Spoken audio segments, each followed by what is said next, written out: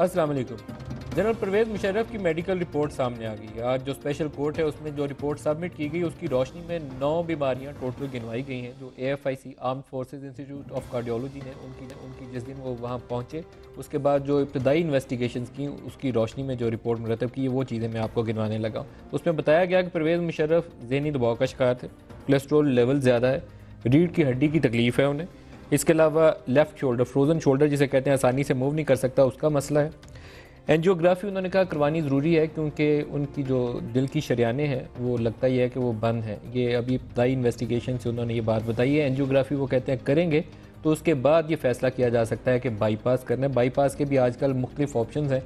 Open जो heart surgery होती थी किसी ज़माने में वही ऑप्शन होता था, आजकल वो स्टंट वगैरह आ गए हैं जो एक आसान ऑप्शन है। इसके अलावा वो कहा जाता है कि दांतों का भी मर्ज़ लाहक है और ये जो 7-8 चीज़ें उन्होंने गिनवाई हैं इसकी रोशनी में वो कह रहे हैं फ़र्दर इन्वेस्टिगेशन अभी जारी हैं, मज़ीद उनके टेस्ट कंडक्ट किए जा रहे हैं। लेकिन बाकी उनकी जो शुगर लेवल्स हैं, ब्लड टेस्ट हैं, दीगर उनकी रिपोर्ट्स हैं वो नॉर्मल हैं। हार्ट बीट उनकी कदरे कम थी जिस वक्त वो AFIC में पहुँचे इसी रिपोर्ट की रोशनी में, लेकिन कोई ऐसी अब नॉर्मेलिटी नहीं है जो एक 70 साल शख्स में कहा जाए कि बिल्कुल अचंभे की बात है क्यों नज़र आ गई हैं चीज़ें। अदरवाइज़ वो नॉर्मल एक शख्स की जो चीज़ें रिपोर्ट में सामने नज़र आनी चाहिए वैसी ही ये रिपोर्ट हमें नज़र आती है। लेकिन उनके जो वकला हैं यकीनन इस रिपोर्ट को बुनियाद बनाते हुए स्पेशल कोर्ट से दरख्वास्त ये करेंगे आइंदा आने वाले दिनों में कि उन्हें पाकिस्तान से बाहर जाने की इजाज़त दी जाए जहाँ उनको इलाज मुआवजे की बेहतर सहूलतें मैसर आ सकें। स्पेशल कोर्ट ने उनको 2 दिन तक वहाँ पेशी का इस्तिस्ना दे दिया और इंटरेस्टिंग सिचुएशन ये है अभी तक वो इल्ज़ामात की जो तफसीलात हैं वो जनरल परवेज़ मुशर्रफ को पढ़ के सुनवाई नहीं गई जिससे मुकदमे की सुनवाई का बाकायदा आगाज़ हो, क्योंकि पाकिस्तानी कवानीन के तहत जब तक वो मुल्ज़म को चार्जशीट पढ़ के सुनाई नहीं जाती मुकदमे का बाकायदा आगाज़ होता नहीं है। तो अभी तक ये मुकदमा वहीं खड़ा है जहाँ पहले दिन स्टैंड करता था और जनरल परवेज़ मुशर्रफ अगर पेशी के बगैर ECL से नाम निकलवा के पाकिस्तान से जाने में कामयाब हो जाते हैं तो आर्टिकल 6 वहीं का वहीं रह जाएगा और मुकदमा आगे नहीं बढ़ पाएगा। सऊदी वज़ीर ख़ारजा पाकिस्तान आए हुए हैं, UAE से भी एक उनके सीनियर पर्सनालिटी पाकिस्तान में मौजूद है।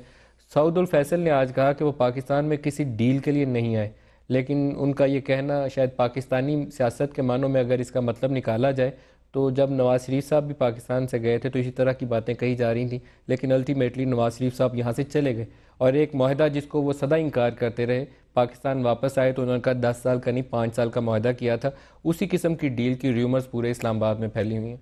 आसिफ यासीन साहब जो हमारे सेक्रेटरी दिफा हैं उन्होंने कहा है कि फ़ौज का बराह रास्त इस मामले से ताल्लुक़ नहीं है, लेकिन फ़ौज इस मामले से लाताल्लुक़ भी नहीं है। ये आज के प्रोग्राम में हम सारी चीज़ें डिस्कस करेंगे कि कहाँ स्टैंड करती है जनरल परवेज़ मुशर्रफ की सूरत हाल, आइंदा आने वाले दिनों में किस किस्म की डेवलपमेंट्स हमें देखने में मिल सकती हैं। आज एक आर्टिकल 6 में तरमीमी बिल भी सामने आया, उस पर भी बात करेंगे। और आज के प्रोग्राम में हमारे साथ मेहमान शख्सियत हैं पाकिस्तान के साबिक वज़ीर आज़म और काफ लीग के सरबराह चौधरी शुजात हुसैन साहब। चौधरी साहब खुशामदीद कहता हूँ आपको। चौधरी साहब बहुत सी बातें आपसे पूछनी हैं। 3 नवंबर को क्या हुआ वो भी पूछेंगे, किन लोगों से मुशावरत की गई आपसे पूछा गया, जनरल अशफाक कियानी से क्या बातें हुई, वज़ीर आज़म जो थे उस वक्त के शौकत अजीज़ साहब उनसे क्या डिस्कशन हुई। पहले आपसे मैं सवाल जो करना चाहूँगा, आज आप ही ने वो बिल सेनेट में पेश किया है आर्टिकल 6 के हवाले से, पहले उसी पे बता दीजिए गद्दारी का लफ्ज़ इतना एतराज़ क्यों है आपको। बिस्मिल्लाहिर्रहमानिर्रहीम। सबसे पहले तो इतराज़ ये है कि 6 लाख है हमारी फ़ौज और फ़ौज वाले या सिपाही जब बाहर बैठे होंगे आपस में बैठे किसी जगह के ऊपर, तो अगर वो ये कहें कि हमारा सिपा सलार जो है गद्दार निकला है या गद्दार है तो इससे बुरी चीज़ को क्या हो सकती है इसके बाद। तो ये मैंने इसलिए इस तरमीम मूव की है और कहा कि आप गद्दारी का लफ्ज़ हटा दें और को रख लें, आइन शिकली रख लें, कोई और चीज़ लफ्ज़ और कोई लफ्ज़ ढूंढ लें, लेकिन ये गद्दारी कहना जो है ये बिल्कुल गलत बात है। इससे ये है तसर मिलता है कि गद्दार तो वो होता है जो दुश्मन के साथ मिल चुका हो या किसी एजेंट हो तो वो उसको गद्दार कहा जाता है हमेशा। चौधरी शुजात साहब, पाकिस्तान के जो साबिक वज़राए आज़म की अगर फहरिस्त हम पढ़नी शुरू करें तो उसके ऊपर इल्ज़ाम ये था वो सिक्योरिटी रिस्क है, वो ये कहा जाता था कि इंडिया के लिए बड़ा सॉफ्ट कॉर्नर है इनका, तो उनके लिए तो आपने कभी इतराज़ नहीं किया। नहीं, किसी को आप साबित तो नहीं हुआ किसी के साथ मिल गए हैं वो, लेकिन इल्ज़ाम तो उन पर यही लगाया जाता था। इल्ज़ाम तो हर चीज़ के समय लगते रहते हैं इल्ज़ामों का। बेनज़ीर और नवाज शरीफ के ऊपर यही इल्ज़ाम लगते रहे। हाँ जो लगते रहे, बीबी को सिक्योरिटी रिस्क कहा जाता था। बिल्कुल बिल्कुल। तो उस वक्त आपने इतराज़ क्यों नहीं किया। उसके बाद इतराज़ बहन भाई बन गए थे वो। नहीं, लेकिन जो सब सिविलियन और एक ये वो इतराज़ और था, ये इतराज़ और है। एक सिविलियन और यूनिफॉर्म शख्स के तरीक़ाकार जो उसको कानून के तहत सज़ा देने का है, उसके हवाले से आपको इतराज़ है। आप चाहते हैं कि जनरल परवेज़ मुशर्रफ को सज़ा ना मिले। आपने नवाज शरीफ को सज़ा मिलने पर इतराज़ नहीं किया? कानून के मुताबिक मिलती है तो मिले, मैं कब कह रहा हूँ, लेकिन सिर्फ अकेले उसको ना मिले, फिर बाकी सब जो उसमें शामिल हैं उनको भी मिलना चाहिए। बाकियों में तो फिर आप भी शामिल हैं, तो फिर मुझे भी मिलनी चाहिए। आपसे मशवरा किया गया था 3 नवंबर 2007। वो तो अब पेश होंगे, बता देंगे। क्या मशवरा तो किया था, इसमें तो कोई शक नहीं है। मशवरा किया था? किया था। क्या मशवरा दिया था आपने? वो तो मैं अदालत में बता दूंगा। हमें भी बता दें, कैमरे से पता चल जाएगा, रिकॉर्ड हो जाएंगी चीज़ें। आप उनके दिफा में निकले। एक चीज़ आप में काबिल तारीफ़ है कि बाकी सब लोग छुप गए, आप खुल के सामने आ गए, जो अच्छी बात है। देखें, बाकी झूठ अगर बोलते होंगे उससे तो कोई फर्क नहीं पड़ता ना। आपने क्या मशवरा दिया था? 29 अक्टूबर को कहा जाता है ना मीटिंग हुई थी जिसमें ये डिस्कशन हुई थी इमरजेंसी प्लस वाली, 29 अक्टूबर 2007 को। तो आपने क्या मशवरा दिया कि इमरजेंसी प्लस लगा दी जाए? मशवरे किए थे उन्होंने, अलग-अलग किए थे। मैंने वैसे मशवरा जो दिया था ना, उस वक्त आपको मालूम याद होगा कि शेरपाल साहब का केस हुआ था और मुल्क में बड़ी लान हालत बड़ी ख़राब थी। मैंने ये कहा था जी कि इसको लॉ एंड ऑर्डर को और एमरजेंसी को रखें, ये अदलिया को भी बीच में ना डालें, ये मैंने कहा। आपने कहा था इमरजेंसी लगा लीजिए। इमरजेंसी ज़रूर लगाए, लेकिन जजों को नज़रबंद मत करें। जजों वाला रहने दें, बाकी इमरजेंसी लगा लें। उसके बाद फिर ड्राफ्टिंग वाला। तो जनरल साहब ने क्या कहा? उन्होंने सुना उन्होंने सुना लेकिन अमल नहीं किया। अरे पता नहीं, अब मैं तो ला नहीं जानता वो क्या उसमें। लेकिन जजों की नज़रबंदी चौधरी साहब, आपने अभी गद्दारी के लफ्ज़ पे इतराज़ किया, जजों की नज़रबंदी के ऊपर आपने इतराज़ क्यों नहीं किया? किया था। क्या किया था? आप तो उनके साथ ही रहे। मैं तो जनाब पहली रात गया था। पहली रात जिस दिन सुबह उनके साथ वाक़या पेश आया, तो शाम को मैं उनके घर गया। मुझे कहा प्रेसिडेंट ने, शौकत जी ने, कि आप उनके घर जाएँ और जाके उनको ठंडा करें। मैं तो उनके घर गया था, चीफ जस्टिस के घर। चीफ जस्टिस को आप इस्तीफ़ा लेने के आमादा करने के लिए गए थे? नहीं, वो नौबत ही नहीं आई थी। आप क्या कहने गए थे? क्या मशवरा दिया था आपने? मैंने कहने गया था, मशवरा नहीं करने गया, मैं कहने गया था कि क्या सिलसिला इसको किस तरीके से हल करें। अब हो गई है जो हो गई है। आपने तजवीज़ क्या दी? क्योंकि शौकत अजीज़ साहब उस वक्त वज़ीर-ए-आज़म थे। तजवीज़ तक तो पहुँचे नहीं, बैठे हुए थे, अभी बातचीत शुरू हो रही थी। उन्होंने मुझे कहा कि आपने मेरे साथ ज्यादती की, आपने मेरे साथ ज्यादती की है। बार बार आप कर रहे थे। तो मैंने कहा ये आपसे क्या मुराद आपकी? कह रहे आप भी शामिल हैं उन तमाम चीज़ों में। मैंने कहा जी ये साजिश यार जो आप खिलाफ हुई है, इसमें मैं शामिल नहीं हूँ। आप उसे साजिश करार दे रहे हैं? वो साजिश थी? मैंने ये कहा था। आप समझते हैं वो साजिश है? अब तो गुजर गया ना, अब तो बड़ा आसानी से आप जायज़ा ले सकते हैं। साजिश थी वो? अब मैं नहीं इसके बदले कुछ कह सकता फिलहाल। इफ्तिखार चौधरी साहब ठीक आदमी थे? हाँ बिल्कुल, हमारा तो बड़ा तल्लुक था उनके साथ। एक वो मौका भी था जब वो पंजाब में निकले थे, उस वक्त परवेज़ इलाही साहब के पास वजारत आला थी, जब ये काफ़िला निकला था कुछ 40 घंटों में। तो कहा जाता है कि एक साजिश ये भी थी कि बम धमाका करवाया जाए यहाँ, कोई गुजरांवाला गुजरात लाहौर के रास्ते में उड़ा दिया जाए चीफ जस्टिस को। लेकिन आप लोगों ने इनकार कर दिया। आपसे मुराद चौधरी शुजात और परवेज़ इलाही साहब ने इनकार कर दिया कि हम ये काम नहीं करते। इसमें तो कोई शक नहीं है। ये दुरुस्त बात है? ये दुरुस्त बात है। आपको कैसे पता चला कि ये साजिश प्लान की जा रही है कि बम से इनको उड़ा दिया जाए? बम से उड़ा नहीं दिया जाए, इनको तंग किया जाए, इनको आगे ना बढ़ने दिया जाए, इनको ये ना किया जाए, वो ना किया जाए। लेकिन आप लोगों ने इसका हिस्सेदार बनने से इनकार कर दिया। जी हम परवेज़ सर ने मुझे फ़ोन किया, मैंने कहा बिल्कुल नहीं बनना, ये सारा कुछ हो गया तो आपको डर लगेगा क्या कि इन्होंने खुद ही किया सारा कुछ। मरवा इन्होंने दिया है, करवाएगा कोई और इल्ज़ाम आप पे लग जाएगा। वो भी ऐसे कराची में जाकर फिर क्या हुआ 12 मई को, वही दोहराया गया, तो फिर उसका नतीजा वही निकला। 12 मई को किसने प्लान किया था चौधरी साहब? मैं कराची में तो नहीं, मुझे पता, प्लानर थे उस वक्त के। खुद जनरल साहब उसमें शामिल थे? जनरल साहब ने हमें डायरेक्टली तो नहीं कहा। आपके ख्याल में कौन था उसमें? चलो रहने दे वो। कौन था उसमें? रहने दे, मैंने कहा क्या नाम ले। क्योंकि एक मीटिंग हुई थी, गवर्नर इशरतुल बाद अभी भी गवर्नर हैं, गवर्नर हाउस में मीटिंग हुई थी जिसमें प्रेसिडेंट साहब भी थे, इनके उस वक्त के DG MI इनके साथ थे, उसमें MQM के भी लोग शामिल थे उस मीटिंग में। और वहाँ वो एक तरीकाकार तय किया गया था। बाद में वो पूरा मेमो जो था उसका वो बीबीसी ने अपनी वेबसाइट पे छाप दिया था, उसको शाया कर दिया था। तो ये सारे लोग हिस्सेदार थे कि कैसे करना है, कंटेनर्स वेनर कैसे करने हैं, और आर्म्स ले लिए थे सिक्योरिटी वालों से, और दूसरे लोग जो मार रहे थे लोगों, उनके पास बंदूकें मौजूद थी जो लोगों को मार रहे थे। तो ये चीज़ें थी जिनको सामने रखते हुए मैं ये कह रहा हूँ कि अब अकेला परवेज़ मुशर्रफ तो नहीं है इसमें। मैं वैसे परवेज़ मुशर्रफ साहब को 5-6 साल हो गया मैं नहीं मिला, ना ही मेरी उनसे बातचीत हुई है, ना ही उनके कोई आदमी से मेरी बातचीत हुई है। मैंने तो ये असूली मौक़िफ़ लिया हुआ है कि अगर उनको करना है सबको करें। दूसरा मैंने ये गद्दारी वाला जो लफ्ज़ है ना, ये मैं समझता हूँ कि अगर हमारा आर्मी चीफ सपा सलार जो है वही गद्दार हो तो फिर हमने क्या दूसरे मुल्कों को मुँह दिखाएंगे जाके हम। 3 नवंबर 2007 की जिन लोगों से तहकीकात हुई, क्योंकि आपने इस पे बहुत से बयान दिए, आपने एक पोजीशन ली है वाज़े तौर पर, जनरल अशफाक कियानी से मुशावरत की गई थी? इम्प्लीमेंटेशन किसने करनी थी? उस वक्त वो आर्मी चीफ नहीं थे, उस आर्मी चीफ तो नहीं थे, उस वक्त वो आईएसआई के हेड थे। वो एक ही बात हुई ना, थे तो थे ना। तो मशवरा हुआ था उनसे भी, उन्होंने क्या सलाह दी? मुझे नहीं पता क्या सलाह दी। तो इसका मतलब है कि इम्प्लीमेंटेशन जो उन्होंने कर ली, इम्प्लीमेंटेशन जो हो गई तो फिर मशवरा शामिल ही होता है ना। जब इम्प्लीमेंटेशन करने वाला जो है वो ना करे, वो कहे मैं नहीं करता। शौकत अजीज साहब ने क्या मशवरा दिया था? शौकत अजीज साहब ने मेरा ख्याल कोई मशवरा नहीं दिया। कोई मशवरा नहीं था दिया? मेरा ख्याल शौकत अजीज साहब हमेशा उन्होंने ख़त लिखा था एक, वो तो लेकिन प्रेसिडेंट ऑफ पाकिस्तान को उन्होंने एक सूरत हाल बताई थी, सूरत हाल बताई थी। वो कोई ऐसी जो बात उन्होंने नहीं थी कही कि आप पकड़ के इनको जजों को अंदर बंद कर दें। नहीं, वो 20 सफ़े का खत था, 4 बाकी नक्शे लगाए हुए थे, मैंने देखा खत जी। कुछ भी नहीं खत में लिखा। उस खत में ये नहीं है कि जजों को अंदर बंद कर दी, ऐसी अफवाह साजी है सारी। शौकत अजीज साहब अपनी हतमी राय नहीं कभी देते थे, वो इस मामले में क्लेवर थे, अपने आप को वो कमिट नहीं थे करते। लेकिन जनरल साहब को 3 नवंबर 2007 पे उकसाने वाला कौन था? खुद उनका फैसला था? देखिए जी, मैं उनके साथ दिन भर रात तो नहीं रहता था, मुझे पता हो कौन कौन लोग उन्हें मिलते थे। मशवरे हो रहे थे ना, आपसे भी हुआ, तो मैंने कहा शायद जिक्र किया हो कि ये फ़लाँ शख्स आया था मेरे पास, कह रहा है कि वो जजों को अंदर बंद कर दो।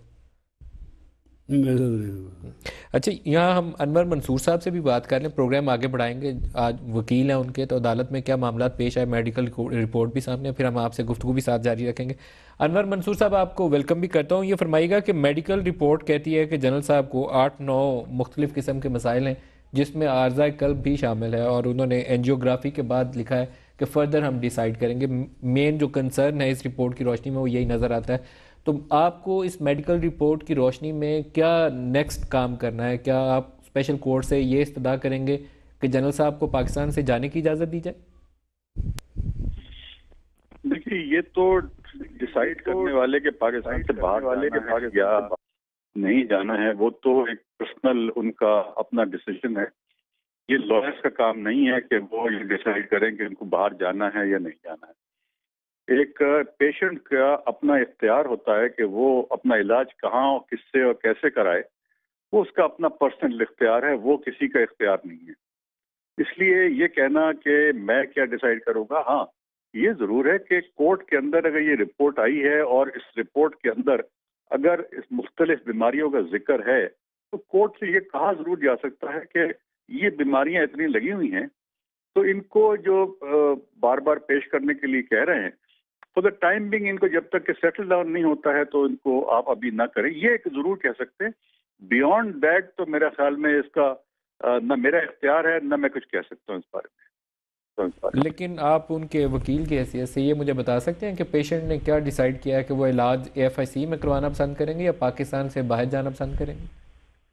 नहीं, ये मेरे साथ कोई उन्होंने शेयर नहीं किया इस बात को, चूंकि शेयर नहीं किया है तो इट इज़ इम्पॉसिबल कि मैं कोई इस टॉपिक पे कोई बात कर सकूँ। अनवर मंसूर साहब, लेकिन आप लोग उनका केस कैसे कॉन्टेस्ट कर रहे हैं, कैसे आर्ग्यू करते हैं? क्योंकि आपका जो जिसको आप रिप्रेजेंट कर रहे हैं उससे आपका बराह रास्त रब्ता नहीं है।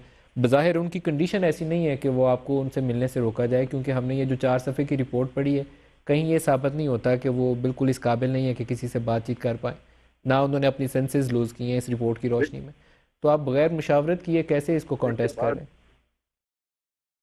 देखिए, जो मुशावरत करनी थी वो हम शुरू में कर चुके हैं, जो हमने करनी थी वो हम शुरू से कर चुके हैं, और जब ये विड्रॉ और वो सब, तो इसका मतलब ये होता है कि हमने सब जितनी भी उनके मशवरे थे वो हम पहले कर चुके हैं। अच्छा, एक चीज़ और फरमा दीजिए, ECL से उनका नाम निकालने के लिए बेगम साहिबा मुशर्रफ की एक दरख्वास्त इंटीरियर मिनिस्ट्री को गई हुई है, उसके ऊपर क्या अपडेट है?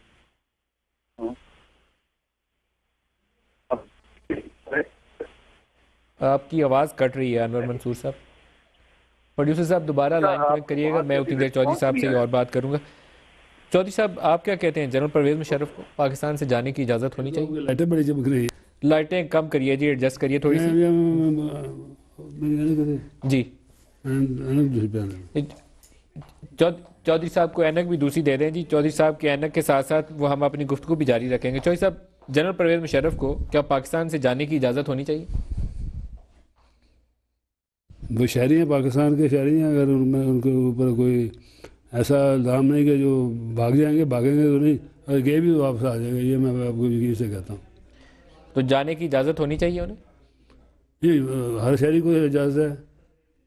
उन्हें किसी को उन्होंने कोई उनके ऊपर कोई जुर्म साबित तो नहीं हुआ, कोई ऐसा जुर्म जो जिसमें बाहर ना जा सकते हो। तो आपका कहना है कि उन्हें भी जाने दिया जाए? नहीं, अगर वो जाना चाहें तो। अगर जाना चाहें तो उन्हें जाने दिया जाए। हाँ, अगर वो जाना चाहें तो उन्हें क्यों रोक रहे हैं, क्यों रोक रहे हैं? एक ब्रेक ले लें जी, एक ब्रेक ले लें, वापस हाजिर होते हैं, हमारे साथ रहिएगा।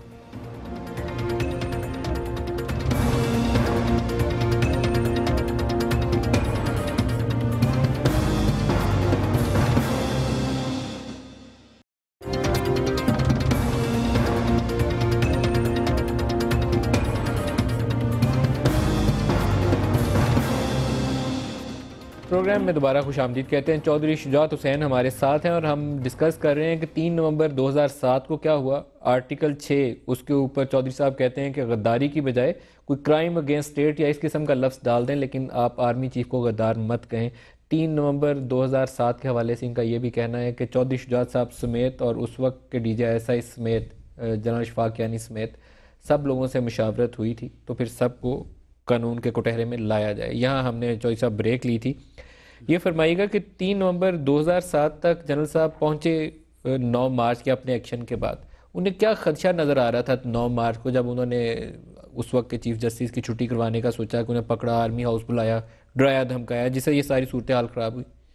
देखिए, मैं ना तो कैबिनेट का मेंबर था, ना ही मैं कोर कमांडरों की मीटिंग में बैठता था। ये उनके अपने सलाह मशवरा किया ही होगा उन्होंने। मैंने तो एज ए पार्टी हेड उन्हें मिलता था हमेशा, जब भी मिलता था।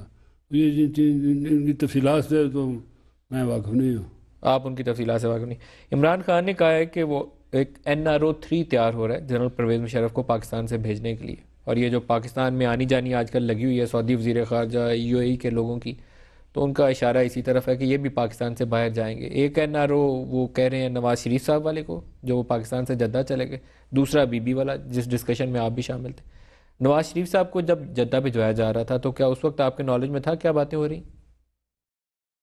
पता चलता रहता था, लेकिन पता इस तरीके से चलता था कि उनके जो वकील थे ना, वो हमारे भी जानने वाले थे, तो उनसे पता चलता रहता था कि कैसे डील हुई, कैसे बैठे, कैसे गए, कैसे नहीं गए, इन चीज़ों का पता तो चलता रहता था। तो अगर उसी तरह का एक अरेंजमेंट जनरल परवेज़ मुशर्रफ को मिल जाए तो फिर आपको इतराज़ नहीं है? देखिए, मिले अगर होता है तो फिर उसके बाद इसकी बात की जा सकती है, पहले तो मैं कुछ नहीं कह सकता। लेकिन आपको उनके पाकिस्तान से जाने पे इतराज़ नहीं? नहीं, अगर पाकिस्तान अभी तक तो उनके खिलाफ कोई जुर्म साबित नहीं हुआ। अगर आज वो जाना चाहें, उन्हें इजाज़त देनी चाहिए, कोई रुकावट नहीं होनी चाहिए। SM ज़फ़र साहब मुमताज़ कानूनदान हमारे साथ है। SM ज़फ़र साहब, आपको खुशामदीद कहता हूँ। आपने अपनी किताब में भी और एक पहले मेरे इंटरव्यू में भी जिक्र किया था कि वो एक मीटिंग हुई थी 3 नवंबर से पहले, शायद आपने 29 अक्टूबर 2007 का जिक्र किया था कि उसमें मुशावरत की गई थी कि ये एमरजेंसी प्लस क्या होगी, कैसे होगी, कुछ उस पर रोशनी डालेंगे? किन लोगों से मुशावरत की गई थी? सर, ये एक इन्विटेशन आई थी शौकत बिन साहब की जानिब से कि आज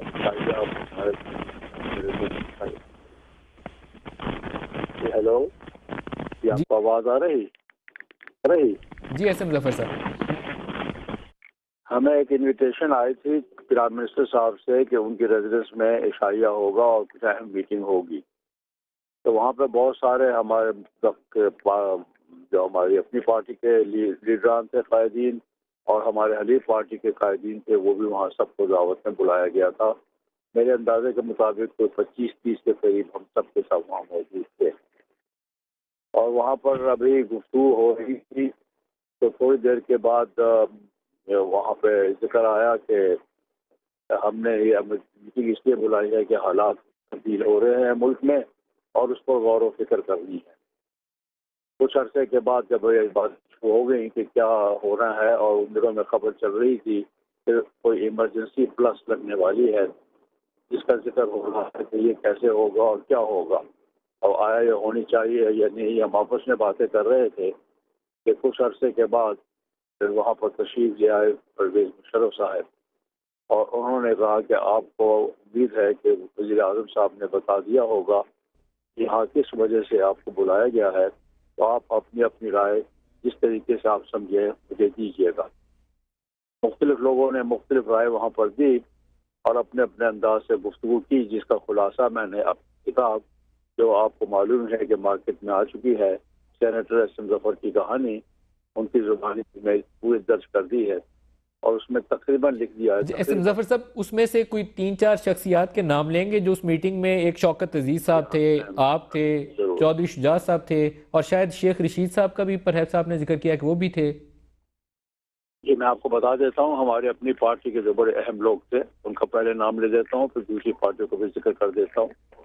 हमारी पार्टी से चौधरी शुजात हुसैन साहब, चौधरी परवेज़ इलाही, शेख रशीद साहब खुद भी मौजूद था, तारिक अजीम साहब भी मौजूद थे, सैफुल्लाह साहब भी मौजूद थे फ्रॉम केपी के, तकरीबन तमाम सूबे के लोग थे। गौहर अयूब साहब तशरीफ फरमा थे और मुझे याद पड़ता है कि MQM से हमारे फारूक सत्तार साहब और हैदर अब्बास साहब शायद मौजूद थे और इसी तरह और भी कुछ बहुत सारे लोग वहाँ पे और दोस्त मौजूद थे।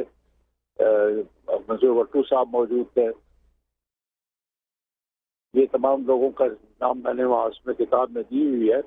इस वक्त सारे नाम तो फौरन याद नहीं आए, आपके सवाल पूछने पर जितने नाम याद आए हैं वो मैंने आपको बता दिए हैं। जनरल मुशर्रफ ने उस मीटिंग में खुद से क्या कहा कि वो क्या करना चाहते हैं, इमरजेंसी प्लस के नाम से वो क्या चीज़ लाना चाहते हैं? उन्होंने यही जिक्र किया था कि ऐसा मालूम होता है कि अदलिया ने फैसला तौर पर कर लिया है कि वो परवेज़ मुशर्रफ साहब को इंतखाब नहीं लड़ने देंगे। अगर ऐसी सूरत हाल पैदा हुई तो क्या होना चाहिए। उस पर क्या साराइयाँ ज़्यादा थी उस मौके पर, अल्फाज इस्तेमाल नहीं ज़्यादा हुए कि क्या होगा, लेकिन ये कि कोई ना कोई कार्रवाई अब करनी पड़ेगी जो कि इमरजेंसी से बड़ी सख्त किस्म की इमरजेंसी होगी और उस पर अपनी अपनी राय दी थी। बेहतर है कि आप उस किताब में से देख लीजिए कि क्या क्या राय दी गई है और उस पर फिर आपने कुछ सवाल। आपने खुद क्या राय दी थी एस एम ज़फ़र साहब? मैंने राय दी थी कि अगर आपने इमरजेंसी प्रेस लगाई तो ये मार्शल लॉ गिना जाएगा और अदलिया ने इसके मुतालिक यही नुक्ता नज़र अपनाना है, तो आप ऐसा अभी ना कीजिए, अपनी तमाम तारीख की नफी न फरमाइए। तो मैं अगर आज आपसे पूछूं, उस वक्त तो आप अभी ये हुआ नहीं था वाक़या, तो आप कह रहे थे कि अदलिया इसे मार्शल्ला जानेगी, तो अब अगर आप देखें कि जिस तरीके से वो मावरा आइन इक़दाम हुए थे तो वो मार्शल्ला ही इसे आप जानेंगे आज 2014? मैंने ये नहीं कहा था कि वो मार्शल लॉ होगा, मैं कहा अदलिया उसको मार्शल लॉ ही करार देगी। अब आप उसे क्या देखते हैं, आपको मार्शल्ला ही लगता है क्योंकि आइन तो टूटा ना उसमें? तो मावरा आइन इक़दाम हो तो आइन टूट गया। तो मार्शल लॉ से मामला आगे जा चुका है, अलहदा हो चुका है, तो मसला ट्रीजन का हो गया है और ट्रीजन वो जो आइन में डिफाइन किया हुआ है। अगर आप उस पर तफसीली बात पूछना का चाहते हैं तो मैं अर्ज ये करूँगा कि जो ट्रीजन जिस वक्त ये वाक़या हुआ था इमरजेंसी प्लस का, उस वक्त जो गद्दारी की या ट्रीजन की तारीफ थी वो मुख्तलिफ थी बनिस्बत उसके कि जो अब हो चुकी है। उस तारीफ को देखें तो फिर वो ट्रीजन में नहीं आता। मौजूदा तारीफ उस वक्त क्या लफ्ज़ इस्तेमाल हुआ था एस एम ज़फ़र साहब? मैं ये बड़ा कानूनी नुक्ता है, इस पे मैं आपसे और वजाहत चाहूँगा। उस वक्त क्या लफ्ज़ था जो आइन में लिखा हुआ है? उसमें आइन में लिखा था कि जो आइन तोड़ेगा या आइन को ख़त्म कर देगा, रिपील कर देगा, मनसूख कर देगा, वो जिम्मेदार होगा गद्दारी का या ट्रीजन का जिसका नाम लिया गया आइन में। और जो इंग्लिश का लफ्ज़ है वो क्या है उसके लिए जो यूज़ हुआ? अब जो अल्फाज इजाफा किए गए हैं 18वीं तरमीम से और वो आइंदा के लिए किए गए हैं वो है कि जो आइन को सस्पेंड करेगा, मुअत्तल करेगा, जैसे कि यहाँ किया गया इमरजेंसी प्लस में, और जो आइन को थोड़े अरसे के लिए अबेंस में रख देगा, मुलतवी कर देगा आइन सारे को, वो गिना जाएगा अब बशमूल दूसरों के कि उन्होंने गद्दारी का जुर्म सरजद किया है। मतलब 3 नवंबर 2007 को भी ऐसे मुजफ्फर साहब जो अंग्रेजी का लफ्ज है वो क्या इस्तेमाल हुआ था? अंग्रेजी में हुआ था रिपील एंड एब्रोगेट। तो उसकी मेरे ख्याल में बड़ी कम्प्रीहेंसिव डेफिनेशन है, आप उसके किसी भी सेंस में यूज कर सकते हैं। सर देखें, अगर कम्प्रीहेंसिव थी तो फिर इजाफा करने की जरूरत नहीं थी। यह एक बहुत बड़ा नुक्ता होता है, और जब मुल्जिम हो कोई तो उसके हक में बात बहस जाती है, उसके खिलाफ नहीं जाया करती। अगर ये एक चीज ये बता दीजिए ऐसे मुजफ्फर साहब, क्या अभी तक चार्जशीट पढ़ी नहीं गई? ये जनरल साहब की अभी तक पेशी हुई नहीं स्पेशल कोर्ट में, अभी तक चार्जशीट भी नहीं पढ़ी गई। अगर उससे पहले वो ECL से अपना नाम निकलवा के ये इलाज की गर्ज से पाकिस्तान से जाने की दरख्वास्त करते हैं तो ये मुकदमा कहाँ स्टैंड करेगा? सर ये तो मसला ये है कि अगर ECL से जाते हैं और इस वादे से जाते हैं कि वो तशरीफ ले आएंगे वापस, और उसके लिए बाकायदा कोई जमानत ले ली जाती है, तो फिर बिला शक व शुबा मुकदमा बाद में भी पेंडिंग रहेगा और चलेगा। लेकिन अगर सूरत हाल ऐसी ही है जैसे कि नवाज शरीफ साहब के जाने की थी, और वो ये कि कुछ अरसे के लिए जो बहुत अरसा तवील था, 10 साल का अरसा था, तो फिर सूरत हाल दूसरी होगी। लेकिन अब ये मफरूजे हैं जिस पर मैं कोई राय नहीं दे सकता। लेकिन ये चीज़ फरमा दीजिए कि अगर जनरल साहब को पाकिस्तान से जाने की इजाज़त दी जाती है एक ऐसी सूरत में जब वो अदालत में पेश ही नहीं हुए, अभी चार्जेस उन्हें पढ़ के नहीं सुनवाए गए, तो फिर तो मुकदमा सिर्फ वो फाइल की हद तक ही रहेगा ना, आगे तो नहीं कार्रवाई चल सकेगी? कार्रवाई यकीनी तौर पर नहीं चलेगी, और कार्रवाई उसी वक्त तक नहीं चलेगी जब तक कि वो फिर दोबारा वापस नहीं आ जाएंगे।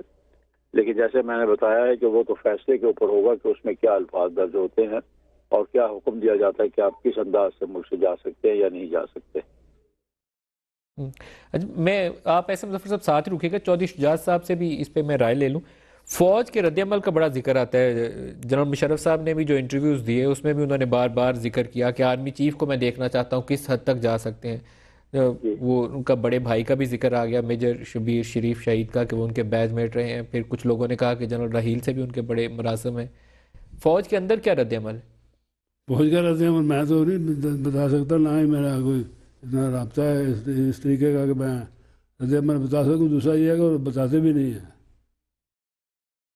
आपके इलाके से ताल्लुक़ है उनका, जनरल राहील साहब का? आपसे तो अच्छी तरह उनकी शनासाई होगी। नहीं, मेरी उनके वालिद साहब से मेरे वालिद साहब की थी, मेरे कुछ आ गया ना हमारे हल्के के।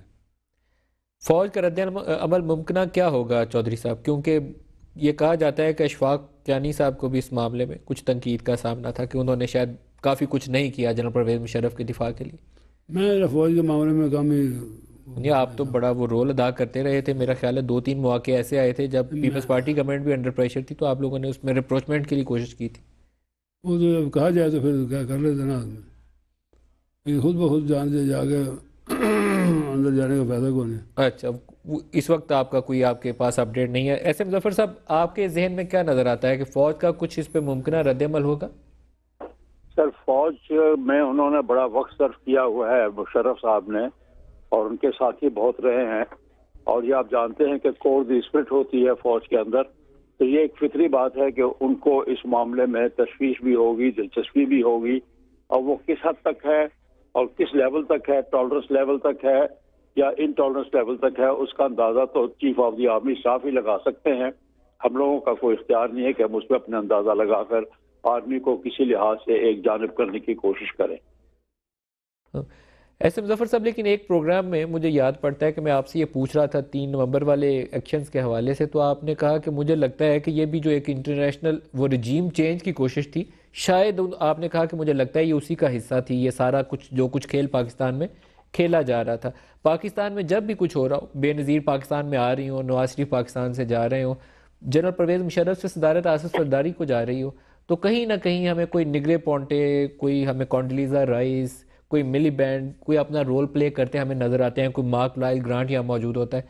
दोबारा आपको लगता है कि ऐसे प्लेयर एक्टिव हैं फिर से? मैं अगर इजाज़त हो जनरल बात कर दूं आपसे कि जब मुल्क कमज़ोर होता है, जो कि इस वक्त पाकिस्तान भी बदकिस्मती से कमज़ोरी के दौर में से गुजर रहा है, तो मुदाखलतें बाहर से मुख्तलिफ वक्तों पर मुख्तलिफ वजूहात से हो जाती हैं। जब कभी पहले भी मुदाखलत हुई, उसकी वजह भी पाकिस्तान की कमज़ोर सूरत हाल की वजह से हुई। तो इसका तो जवाब आपको मौजूदा हालात से मिल जाएगा कि आपके हालात आजकल कैसे हैं। चारों सूबे बिगड़े बैठे हैं, और यानी चारों तो मैं मतलब है कि 3 एक से खिलाफ है, तो चौथे के लिए भी तकलीफ दे वाला मामला है। और बहुत सारे और मामला आपके टेररिज्म और इकॉनमी और पॉवर्टी और एजुकेशन के प्रॉब्लम, ये सारे मौजूद हैं। इज्जत मुल्क की कमज़ोर से कमज़ोर तर हो चुकी हुई है, तो मुदाखले तो ऐसे मामले में होती हैं। और जैसा कहते हैं गरीब की जोरू सबकी जोरू वाली बात हो जाती है। ऐसे मुजफ्फर साहब, क्या आप हामी हैं इस चीज़ के जो चौधरी शुजा साहब कहते हैं कि या तो ये लगाना है आर्टिकल 6 तो फिर 12 अक्टूबर 99 को भी लगाओ, नहीं तो फिर खाली जनरल मुशर्रफ को भी ना लगाओ? मेरा ख्याल है उनकी जो लॉजिक है वो ये है कि आप देखें तो ये जो 3 नवंबर का है, ये तो सिर्फ 13 दिन का इमरजेंसी थी, और जबकि वो पहली इमरजेंसी तकरीबन 3 साल और प्लस कुछ दिन और कुछ और अर्सा भी चलती रही। तो और उसमें तो कोई ज़्यादा बड़ी जमहूरी की जानिब कदम नहीं उठ सके, सिवाय इसके इस्तादी तरमीम की वजह से पार्लियामेंट चल गया। लेकिन इसकी वजह से बहुत सारे अच्छे जमहूरी इकदाम हुए हैं।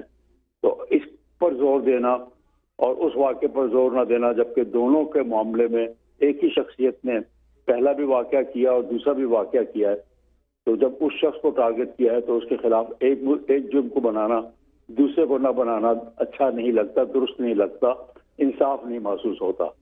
और शायद उसकी वजह यह है कि उस सूरत हाल में और लोगों के भी नाम बढ़ जाते हैं। लेकिन बहरहाल उनकी लॉजिक बड़ी वाज़ेह है। मेरा ख्याल है लॉजिक के लिहाज से हम उनके मुतालिक इत्तेफाक करने हैं, हमें इत्तेफाक ही है उनके साथ। आपको PMLN की लॉजिक से इत्तेफाक है?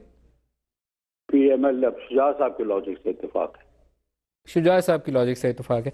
अच्छा, एक चीज़ फरमाइए कि 12 अक्टूबर 99 को अगर कवर करें तो क्या इफ्तिखार चौधरी साहब जो हैं उनके ऊपर भी आर्टिकल 6 का इतलाक होगा, क्योंकि उन्होंने 3 साल मावराए आइन एक इकदाम किया था, जनरल मुशर्रफ को दिए थे, उसी बेंच का हिस्सा थे वो भी? वो उसका लॉजिक तो ये है कि तमाम वो जज साहबान जिन्होंने जफर अली शाह का मुकदमा लिखा था, वो शायद सारे के सारे उसमें आते हैं बशमूल चौधरी साहब के। चौधरी साहब का अलहदा क्यों नाम लिया गया है, उनकी अहमियत की वजह से शायद नाम लिया गया है, वरना कहने की बात यही है कि जिन लोगों ने भी उस इकदाम को तक़वियत पहुंचाई बाद में भी, और अदलिया ने यकीनी तौर पर जवाब पहुंचाया था, दुरुस्त या गलत मैं उसमें नहीं जाता, लेकिन यकीनी तौर पर उस फैसले की वजह से जवाब मिल गया था उनके इकदाम को। तो कहना ये चाहते हैं चौधरी साहब कि जिन लोगों ने उस इकदाम को जवाब मुहैया किया, उसमें चूंकि चौधरी साहब का नाम भी आता है, उन्होंने उनका नाम ले दिया जिससे अपना नाम लिया। तो इस वजह से ये अकेले शख्सियत की बात नहीं है, उस तमाम अदलिये के बेंच की बात कर रहे हैं जो जफर अली शाह केस के मुकदमे में मौजूद। सही। ऐसे मुजफ्फर साहब, बहुत शुक्रिया आप हमारे साथ रहे। दोबारा चौधरी साहब आपकी तरफ आऊँगा। ये बड़ा अहम केस, पाकिस्तान में लोगों की ख्वाहिश ये है कि जमहूरियत की गाड़ी आगे चलती रहे, वहाँ कानून का बोलबाला भी होना चाहिए। वो इफ्तिखार चौधरी हो, वो नवाज शरीफ हो, जनरल परवेज़ मुशर्रफ हो, कानून आपका काम करेगा तो काम आगे चलेगा। वैसे तो ताकतवर के लिए और कानून और कमज़ोर के लिए और कानून। मैं ये कहना चाहूँगा जी कि इससे बड़े ज़्यादा मसले जो है ना वो ज़्यादा गौर तलब हैं। सबसे बड़ा तो यहाँ पर हमारे इस चक्कर में हम पड़ गए हैं, लेकिन असल जो मसाइल हैं मुल्क के वो तो बिल्कुल पीछे के पीछे धरे रह गए हैं। महंगाई है, बेरोज़गारी है, लॉ एंड ऑर्डर है, वो सारी चीज़ें पीछे रह गई। तो ये एक एमरजेंसी का ला लेके ढोंगा डूडूगी भी जा रहे हैं। ये आपको क्यों लगा कि नवाज शरीफ साहब ने इसको तरजीह क्यों दी बाकी मामला से पहले? बाकी मामला ज़्यादा बहुत ज़्यादा गंभीर हो चुके हैं। मैं तो कहूँगा महंगाई का जो मसला है ये इतना ख़तरनाक सूरत इख्तियार कर रहा है कि कुछ भी हो सकता है। लेकिन नवाज शरीफ साहब ने इसको तरजीह क्यों दी, जनरल परवेज़ मुशर्रफ वाले मामले को?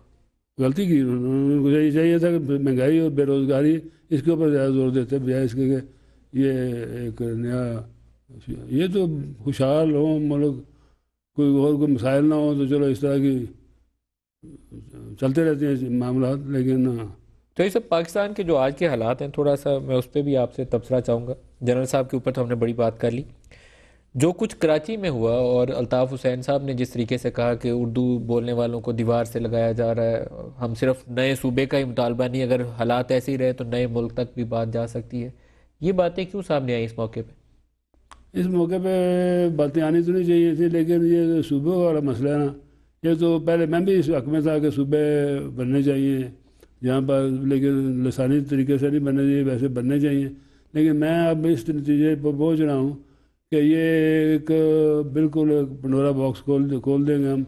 यहाँ पर भी जो सूबाई मामला चल रहे हैं, इसके ऊपर भी गौर करना पड़ेगा। जो हम पहले कहते थे कि सराइकी सूबा बना दिया जाए, यहाँ पर हम दूसरा फ्रंटियर में एक सूबा बनाने का कह रहे थे, तो मैं समझता हूँ कि वो हम गलत कह रहे थे। गलत कह रहे थे। आपका ख्याल है कि नए सूबे नहीं बनने चाहिए? मेरा ख्याल है अभी हालात में सूबों वाला मामला नहीं चल, और इंतशार फैल सकता है इससे, और इंतशार फैल सकता है।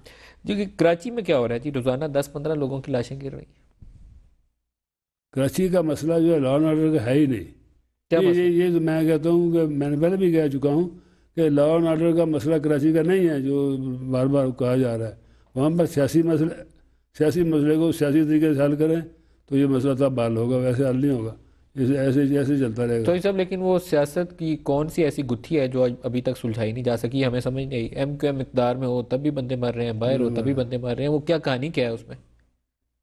कहानी उस सारे सबके अपने इस तरह के एलिमेंट्स उनके पास हैं, सबके पास है। मिलिटेंट विंग्स है पॉलिटिकल पार्टीज के अंदर। तो सही बात है, वो तो यही है। तो उनका इलाज कौन करेगा? आपने रेंजर्स लगाए हुए हैं, ऑपरेशन कर रहे हैं, मियाँ साहब ने भी कहा बड़ी तगड़ा तरीके से चलो वहाँ पे, लेकिन बंदे अभी भी मार रहे हैं। अभी ये रिपोर्ट आई है कि रिकॉर्ड था ये 2013 में जो लोग मारे गए हैं वहाँ पे। तो ये नाकामी है ना हुकूमत की, और किसको इल्ज़ाम उठाया जा सकता है? लेकिन कामयाबी भी किसी की नहीं थी चौधरी साहब। वहाँ पे 20 साल की हिस्ट्री यही है, 23 साल की वहाँ पे। पूरा आप 90s देख लें, ये जनरल मुशर्रफ का दौर में एक करसा है वो जो 4-5 साल का, जो रिलेटिवली बेहतर था। बड़ी बदकिस्मती है ये। पूरे मुल्क में हालात ऐसे ही हैं। आपके तालिबान, वो जहाँ उनका दिल आता है कभी मस्जिद को मारते हैं। आज उन्होंने 7 लोगों के वहाँ गले काट दिए कराची के अंदर, सिंध के अंदर। कोई हालात इस काबिल नहीं रह गए मुल्क के कि यहाँ पे एक शहरी जो है आज़ादी के साथ अपने जो रोज़गार के मामूलात हैं उनके साथ ज़िंदगी बसर कर सके। शाम को ये यकीन नहीं होगा कि कौन ज़िंदा वापस आएगा, कौन नहीं वापस आएगा। बिल्कुल, ये आप बिल्कुल ठीक कह रहे हैं। बिल्कुल इसमें कोई शक नहीं है कि भाई ये चीज़ हालात पैदा नहीं हो रहे। इसको ना कोई डिफेंड कर सकता है, ना कोई इसके मतलब कह सकता है। तो इस पर क्या करना चाहिए? जो इंतहापसंद तंजीमें हैं चौधरी साहब, इसके ऊपर सख्ती नहीं होनी चाहिए? तंजीमों की नहीं बात, कोई जो भी आदमी दहशतगर्दी करे उसको बर्दाश्त नहीं करना चाहिए। बाकी तो चलते रहते हैं काम। तो ये कौन फैसला करेगा? इसके ऊपर कोई सियासी कुव्वतों का कोई रोल होना चाहिए? यहाँ कोई सुन्नी क्या है कि शिया को मार रहा है, कोई शिया बन के सुन्नी को मार रहा है, पूरा मुल्क यही कर रहा है काम। हुकूमत का ही काम है ना, और किसने करना है? लेकिन पिछली तमाम हुकूमतों ने क्या परवेज़ मुशर्रफ के पीछे पड़ी हुई है, उनको बात समझ नहीं आ रही। जनरल परवेज़ मुशर्रफ के दिफा में आप बहुत सरगर्म हैं, क्यों? परवेज़ मुशर्रफ के दिफा में मैं सरगर्म नहीं हूँ। मैंने आपको पहले ही बताया, मैं 5 साल हो गया, उन्हें मिला ही नहीं। उससे पहले मेरी कोई बातचीत हुई है। मैंने तो ये असूली मौक़िफ़ लिया कि सिपा सलार को गद्दार कहना जो है, ये मेरा ख्याल है ये हमारे लिए एक बड़ी तौहीन की बात है। दूसरे मुल्कों में जब कहे गए सजा हो गई, तो पाकिस्तान के जो होते हैं दूसरे मुखालफिन वो कहेंगे तो जाओ काम करो, तुम सीधे आ गए, थोड़ा सिपा सलार भी बागी निकले। तो अगर वज़ीर आज़म के ऊपर आर्टिकल 6 लग जाए तो फिर आप क्या कहेंगे? उसे गद्दार कहना ठीक होगा?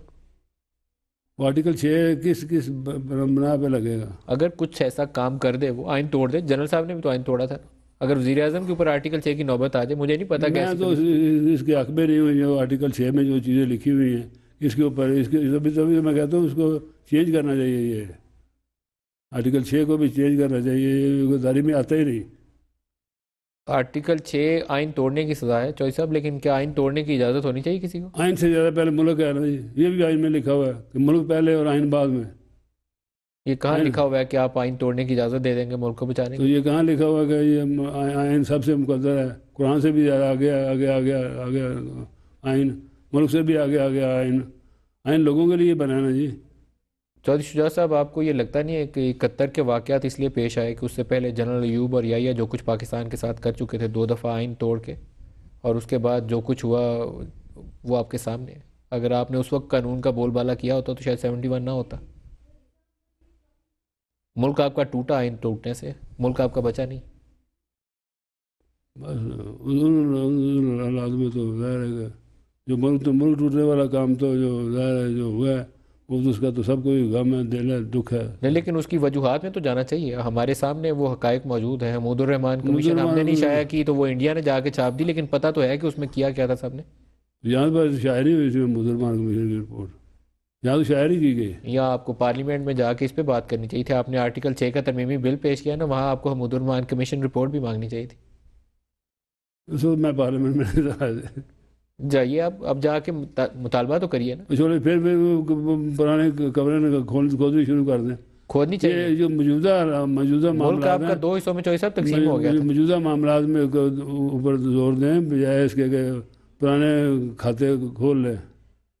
नहीं, ये मैं आपसे मुतफिक हूँ कि हालात हमारे बहुत ख़राब हैं। मौजूदा सूरत हाल को काबू करने की कोशिश करनी चाहिए। बलूचिस्तान के हालात काबू से बाहर हैं। मुल्क के अंदर बहुत सारा हिस्सा जो है, सबसे ज़्यादा जो महंगाई का मसला है ये इतना है खतरनाक किसी बात तक। लेकिन जो साहब सच जानने की कोशिश करनी चाहिए। महमूदुर रहमान कमीशन मांगी है रिपोर्ट, उसमें क्या हुआ, कारगिल में किसने क्या किया था वो मांगना चाहिए। लेकिन प्रायोरिटी भी होती है, तरजीहात भी होती है ना, किसको पहले करना है किसको बाद में करना है। पहले असल मसाइल की तरफ तो जो दें, असल मसाइल को हल करने की कोशिश करें।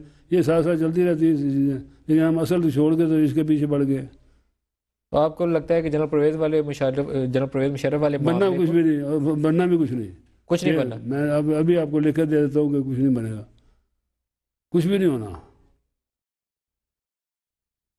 तो ये ला हासिल कार्रवाई है, इसका कुछ नहीं निकलने वाला। वैसे ही मैं तमाश भी नहीं लगी हुई है, बस ठीक है। तो आपका नवाज शरीफ साहब को मशवरा क्या है? मेरा ख्याल है इस काम में ना पड़े और क्या करें? ये करें, महंगाई को दूर करें, बेरोजगारी को दूर करने की कोशिश करें, general Musharraf law and order ठीक करने की कोशिश करें। सारा दिन उनका इसी में सर्फ हो जाएगा। मैं बहुत शुक्रिया अदा करूंगा आज आपने हमें ज्वाइन किया और आपके इसी क्लोजिंग रिमार्क से जो आपने दिए हैं। चौधरी साहब का कहना यह है कि जनरल परवेज़ मुशर्रफ साहब को नवाज शरीफ छोड़ के महंगाई और लॉ एंड ऑर्डर मुल्क के अंदर जो है उसके ऊपर ज़्यादा तवज्जो दें।